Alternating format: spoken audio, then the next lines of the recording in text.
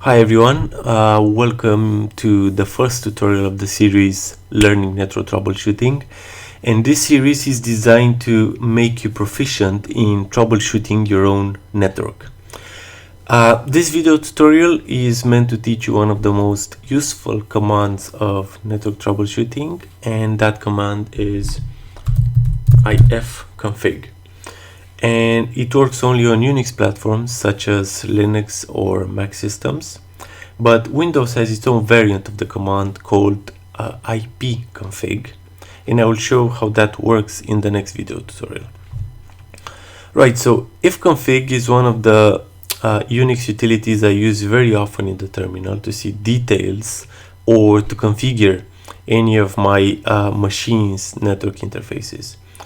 Right, you may say that you can see this type of information in system preferences, but since I work mostly in the terminal, I find it faster and more powerful to use ifconfig either to find out my IP address or to configure any of my interfaces. If you're on a Unix machine, you'll understand why. If you're on Linux, the command is the same, but the output may be slightly different.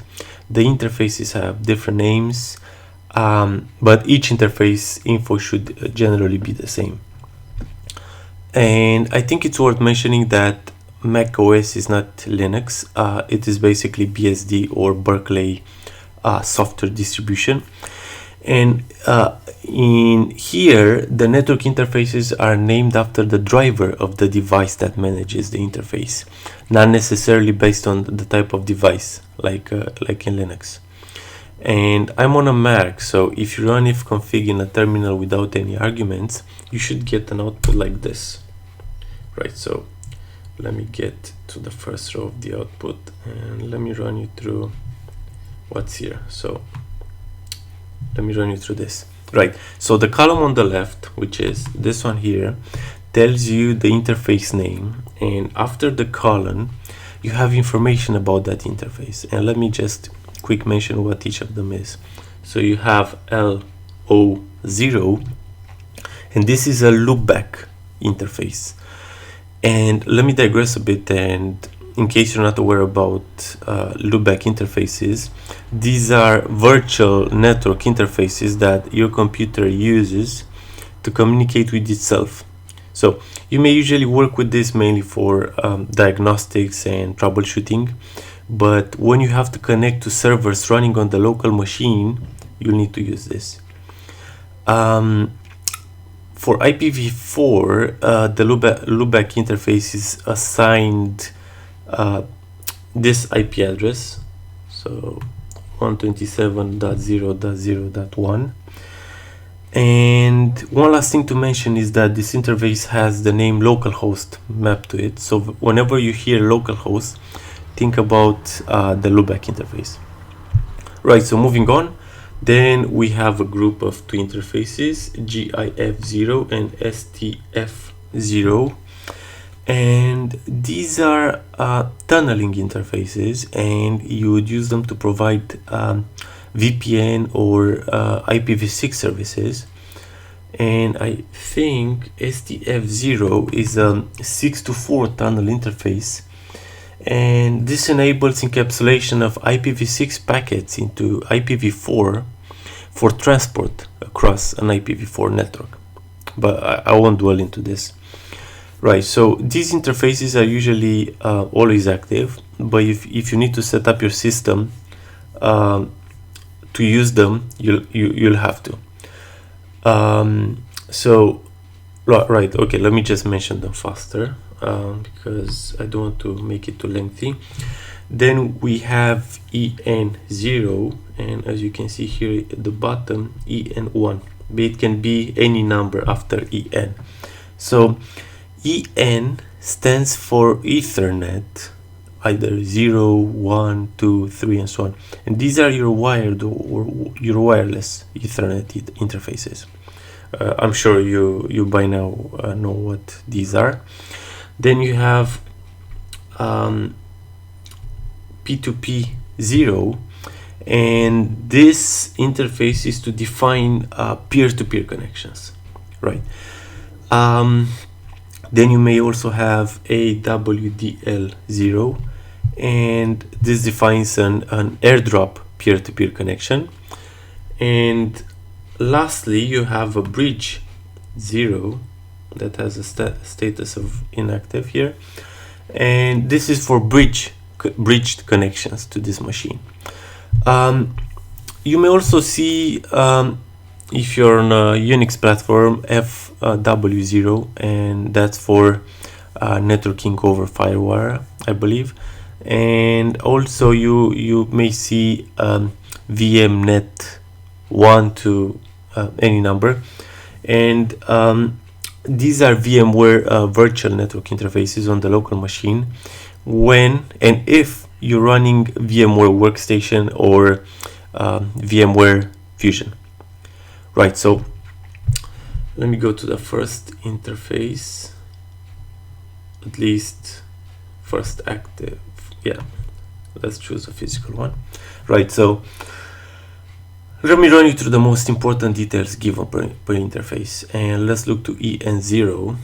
In this case, this is our wireless interface because we're on Wi-Fi at the moment. And here we have the name of the interface, and then we have flags equals 8863 and up. And this includes any flags that are currently associated with the interface and displays the status of the interface. In our case is up, otherwise it would be down. Right. Afterwards you have broadcast, and this simply tells us that it accepts IPv4 broadcast. Then you see smart and running, and this tells us that our machine is transmitting through that interface. Then you have multicast, simplex and multicast, and this simply shows that it supports multicast connections.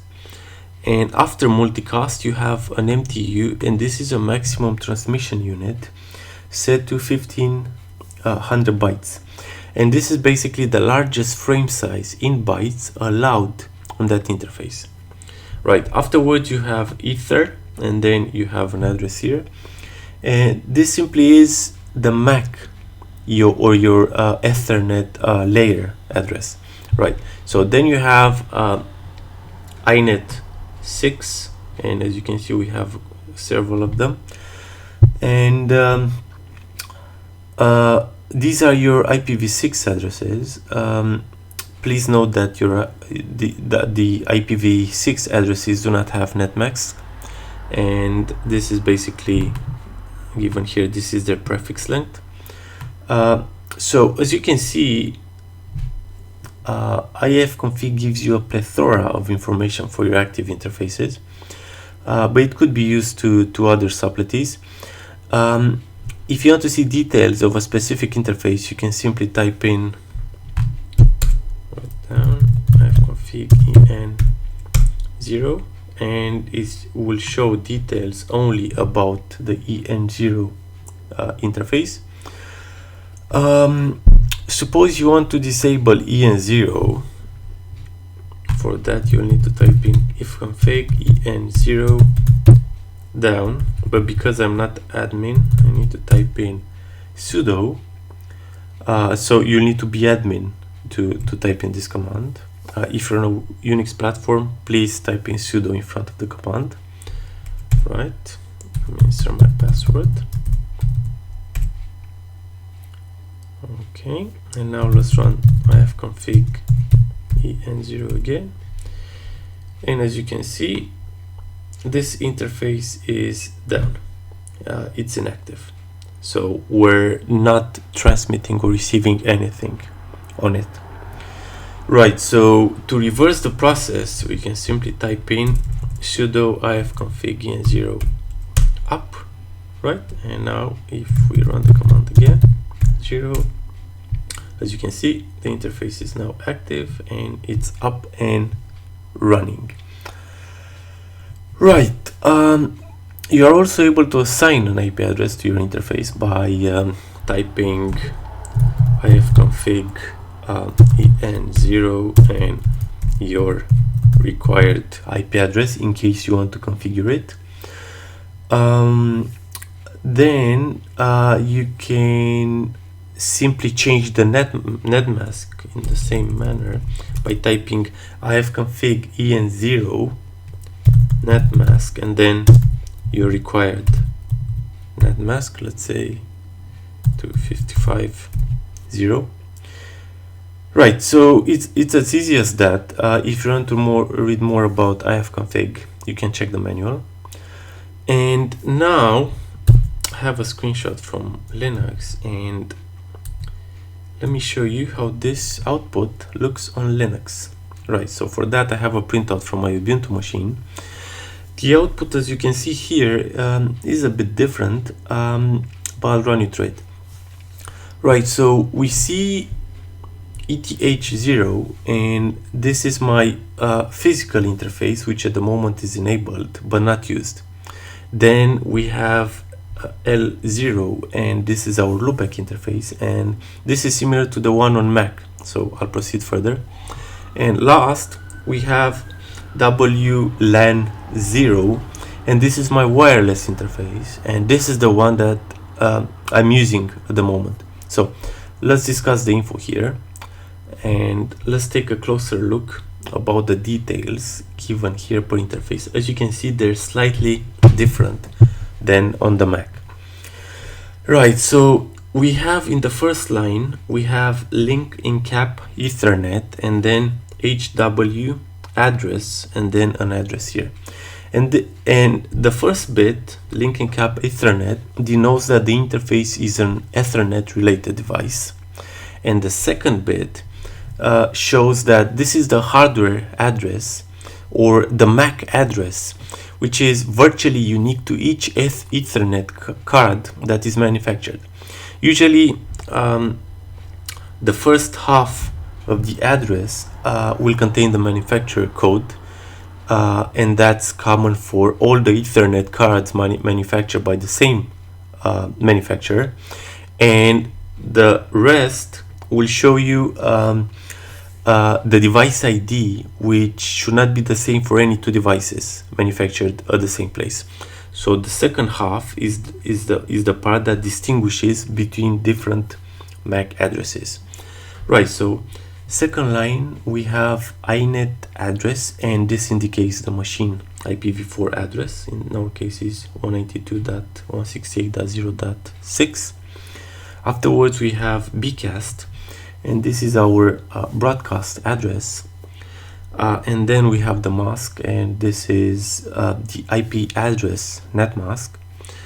Then we have IPv6.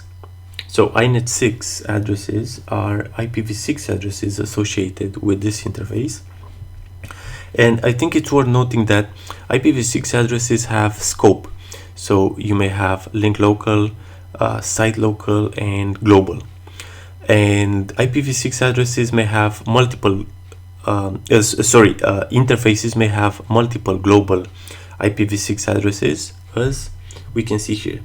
As you see, we have 1, 2, 3, 4 global IPv6 addresses. Right, so the last one, as you can see here, is FE80, and this is a special IPv6 address, and this has been reserved for link local unicast addressing. Right, then you have a similar kind of output as in the Mac's case. You have up, and this flag indicates the Ethernet interface is up. Then you have broadcast, and this denotes that the Ethernet device supports broadcasting. And in case you're not aware of broadcasting is, let me just mention that this is necessary to obtain an IP address via DHCP. Right, so then you have running, and the interface is ready for receiving and transmitting. Afterwards you have multicast, and let me just mention, I haven't mentioned earlier because I wanted to mention it right now. This indicates that the Ethernet interface supports multicasting, and in case you're not aware what multicast means. This allows a source to send packets to multiple machines as long as the machines are watching out or listening for any incoming packets, right? So then you have MTU, and this is the maximum transmission unit received or allowed by your Ethernet card, and as I mentioned earlier, is by default set to 1500, right? But if you can change the value by passing the necessary option to the IPCONFIG command. So, but please pay attention that setting this to a higher value could mess up your packet fragmentation process or even lead to buffer overflows. Right, so then you have the metric, and this option can take a value, any value actually, from 0, 1 through 3 and so on. And the lower the value, the more leverage it has. The value of this property decides the priority of the device, and this has importance only when you route packets. For example, if you have two Ethernet cards and you want to prioritize one card over the other in sending data, you have to set this metric accordingly. Right, then you have RX and TX packets, and these are the total number of packets received and transmitted. And as you can see in the output here, the total number of received packets are 160, total number of transmitted packets are 168. The total number of errors are 0, so no packets are dropped, and there are no overruns. If you find the errors or dropped value greater than 0, then it could mean that the Ethernet device is failing or you have some congestion in your network. Lastly, or no, before last, you have collisions, and the value of this field should ideally be 0. If it has a value greater than 0, it could mean that the packets are colliding while traversing your network, and this is a sure sign of impeding network congestion. Right, so afterwards you have RX bytes, and this indicates that basically these two indicates RX bytes and TX bytes, that the total amount of data that has passed through the Ethernet interface in both directions. So as you can see here, we have received 27.4 kilobytes and we have transmitted 27.7 kilobytes. And I think I forgot to mention TX-QLAN, and this denotes the transmission queue length of the device, and it is recommended that this should be set to smaller values for slower devices with high latency, for example, like you would normally have in case of either modem links or ISDN links. And there you go. This is how the output of IPCONFIG looks on Linux. I do hope you have enjoyed this video. I did my best to show you on both systems. In the next video, I'll show you the output of the Windows variant of IPCONFIG. Don't forget to subscribe, and I'll see you in the next video.